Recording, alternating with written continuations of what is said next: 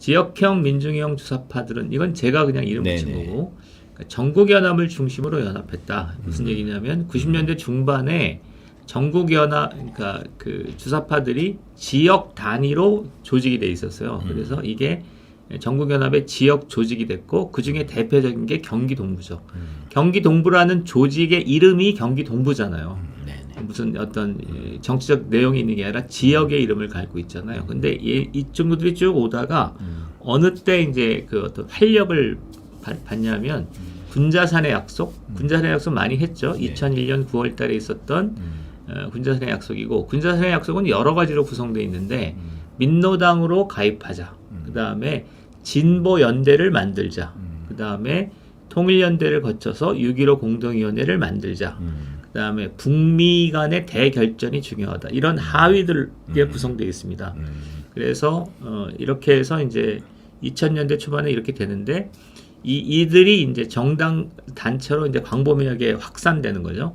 그래서 아까 창원 경우도 보면 이 창원 쪽의 특징은 경기동부나 인천은 민노당에 집중을 하는데 창원 쪽 분위기는 단체하고 그다음에 어떤 통일운동 조직에 하는 거죠. 그러니까 통일촌 두 사람이고 경남 진보연합 두 사람이고 그런 거니까 이런 거고요. 그 다음에 이렇게 됐고 그러면서 이 굉장히 큰 차이가 그러니까 이를테면 그 2000년대가 되면 해외 여행이 아주 자유화됐어요. 그러니까 80년대 후반서부터 해외 여행이 자유화됐는데 2000년도에는 목적적으로 한호석 같은 사람은 한국에 오기도 하고 그 다음에 뭐 해외 나가면 이제 중국에서 그러니까 저한테도 해외에 좀 가자고 막 그러는 2000년도에 그러니까 나를 이제 포섭하려는 거였던 것 같아. 그래서 프랑스로 좀 와라 그런 얘기를 좀 귀찮을 정도로 많이 들었어. 그러니까 범민련 사무처장이니까 저 사람을 어떻게 해야 된다 이런 생각을 했었나 봐. 그래서 그냥 막 그냥 해외로 불러들여서 북한의 어떤 공작원들과 접촉을 해서 이렇게 된 거고 그 다음에 또 하나 나중에 또 얘기를 하긴 하겠는데 형량 각오 정도가 현저히 낮아집니다. 그러니까 80년대랑 2000년대랑 분위기가 전혀 다릅니다. 80년도에는 조선노동당에 가입했다? 나 죽겠다. 한 20년은 살겠다. 이런 분위기였고 그다음에 안기부에 끌려가서 무슨 뭐 엄청난 고문을 당한다. 이런 거였는데 2000년도가 되면 묵비권을 행사하는 게 가능해요.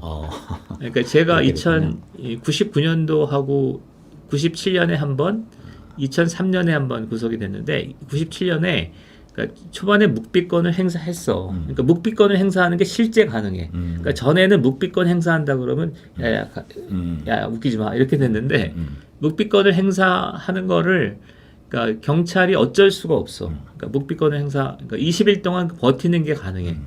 그리고 나와서도 형량이 얼마 안 돼. 형량이 얼마 안 된다는 게 한 3, 4년 살고 나오는 거야. 최근에 간첩 혐의로 구속됐다 나온 친구들이 다 3, 4년 살고 나와. 뭐 그런 것 등등이 이루어지면서 이거 뭐 왜 이렇게 됐습니다. 그래서 제 학문들이 하나만 더 넘기시죠.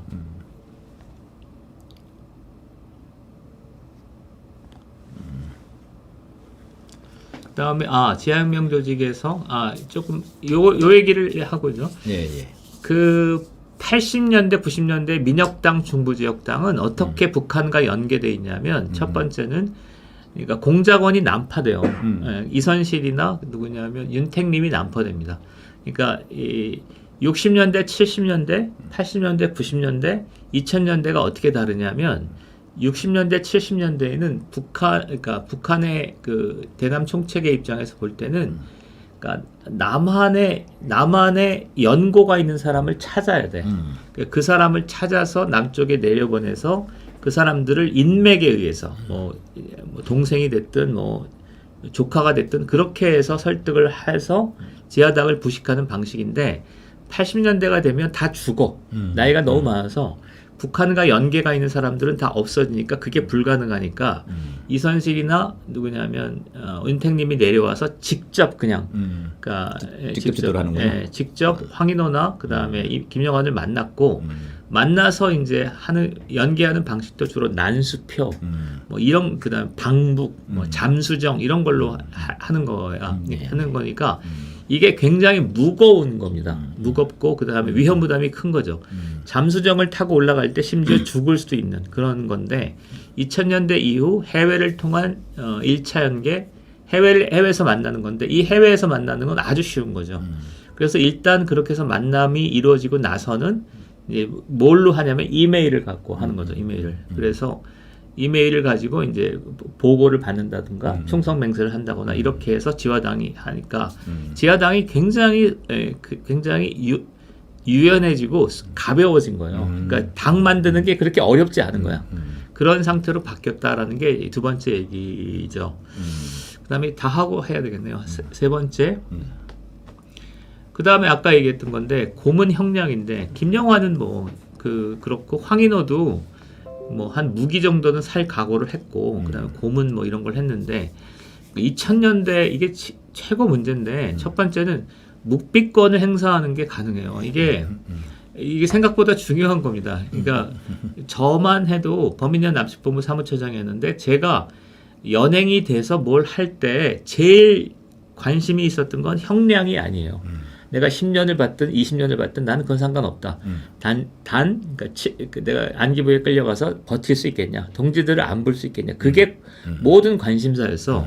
근데 도출하셨네요. 예? 도출하셨어. 아 그래? 당신은 안 그랬어? 97년에는 그래서 좀 복잡한 얘기가 있는데 2003년 들어가면 너무나 공안기관이 널널해. 예. 그러니까 아무 무슨 내가 그냥 이 양반이 뭐 나를 어떻게 하기가 어려워. 그러니까 20일 동안 있으면 묵비권을 행사하는 게 충분히 가능해. 아예 그러니까 답을 안 하는 거죠? 묵비권은 답을 안 하는 거죠. 아예. 그러니까 답을 안 했을 때 이 사람이 다른 고문은 없었고요. 네, 고문 없었죠. 97년에도 고문이 없었고 2003년도가 되면 고문 같은 게 아예 뭐 얘기가 안 통할 정도로 공안기관의 분위기가 널널해졌어. 그 다음에 형량도 마이클 장이 1심의 대빵이거든요. 이 양반이 7년 받았죠. 그 다음에 1심의 다른 사람들, 밀심의 그 리더들은 어느 정도였냐면 북한에 충성 맹세를 하고 엄청난 규모의 기밀을 넘긴 사람들이야. 그런데도 3, 4년 받아. 그러니까 한 50대에 3, 4년 사는 건 뭐 그냥 그렇다 이런 거고. 그 다음에 형량을 살고 나오면 사회적 처우가 그러니까 통일운동 가다 나는 뭐 이런 거야. 그래서 보면 80년대, 90년대랑 2000년대가 어떻게 달라지냐면 당을 만드는 것도 굉장히 쉽고 그 다음에 그 당을 만들어서 활동을 해도 별 부담이 없는 거야. 이게 무슨 그러니까 좀 표현이 좀 그런데 함량 미달의 혁명가들이 대거 양산돼.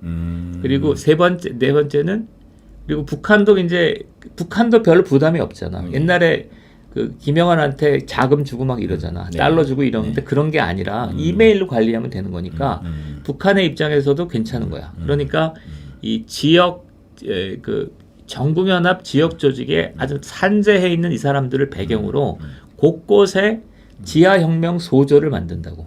그게 청주간첩단이고 요번에 자주통일 동지회고 그 다음에 이게 여기서 이제 밝히기 좀 그런데 몇 사람 더 있어. 그러니까 내가 이제 2010년도에 누가 간첩으로 잡혀갔다는 거야.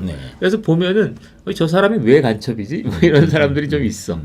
그래서 지금 전체적으로 보면 2000년대에 그러니까 그런 지하 혁명 활동에 대한 여러 가지 변화를 배경으로 해서 경남 창원 지역의 토착 주사파 중 일부가 반국가 활동은 이자와 활동을 한 것으로 저는 보입니다.